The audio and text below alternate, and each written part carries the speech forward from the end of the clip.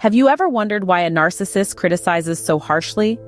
To answer this, we must delve into the labyrinth that is a narcissist's psyche. At its core, a narcissist's criticism is rooted in their insatiable need for control and admiration. It's a finely tuned instrument in their arsenal, skillfully wielded to manipulate and control those in their orbit. You see, by criticizing, they position themselves as superior, feeding their craving for dominance. It's less about your perceived shortcomings and more about their desperate attempt to validate their inflated self-image. And here's the kicker. Their criticism is often a projection of their own insecurities and fears. It's a mirror reflecting their inner turmoil, not a measure of your worth. So the next time you find yourself on the receiving end of a narcissist's criticism, remember this: it's not about you, it's about them.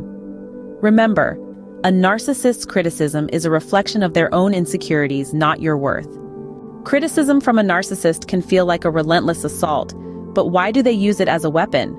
The answer is simple: to control. Narcissists use criticism to make others feel inferior, and thus easier to manipulate. It's a classic tactic, one that's both subtle and powerful. Let's delve into the concept of gaslighting, a common tool in a narcissist's arsenal. Gaslighting is a form of psychological manipulation where the narcissist makes you question your own reality, your own perceptions. They may dismiss your feelings or twist your words, making you doubt your own judgment. It's like they're holding a mirror up to you, but the reflection is distorted, skewed to their narrative. It's a game, a power play. The narcissist aims to keep you off balance, to keep you doubting, to keep you under their control. But remember, awareness is the first step towards liberation. Recognize the manipulation for what it is, an attempt to control. So how does one respond effectively to a narcissist's criticism without being emotionally drained?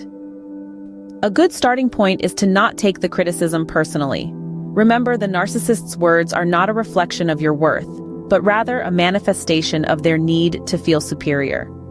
This fundamental understanding can help you detach emotionally from their words. Another strategy is to avoid playing into their games. Narcissists often use criticism as a tool to provoke a reaction. By responding calmly, or sometimes not responding at all, you refuse to give them the satisfaction they seek. Lastly, keep the conversation focused on facts, not emotions. Narcissists are masters at twisting situations to their advantage. By sticking to the facts, you can avoid being pulled into a whirlwind of blame and guilt. Remember, you have the power to choose your response. Don't let the narcissist control the narrative. Setting boundaries with a narcissist may seem daunting, but it is crucial for your emotional well-being. But how exactly do you establish these boundaries? It starts with recognizing your own worth and the value of your emotions. This is the foundation upon which you build your boundaries, a fortress that protects your emotional well-being. The first step is to identify the actions or words that cause you discomfort or distress. Once identified, clearly communicate these boundaries to the narcissist. Remember, be assertive and firm. Do not justify, over-explain, or apologize. You have every right to protect your emotional space.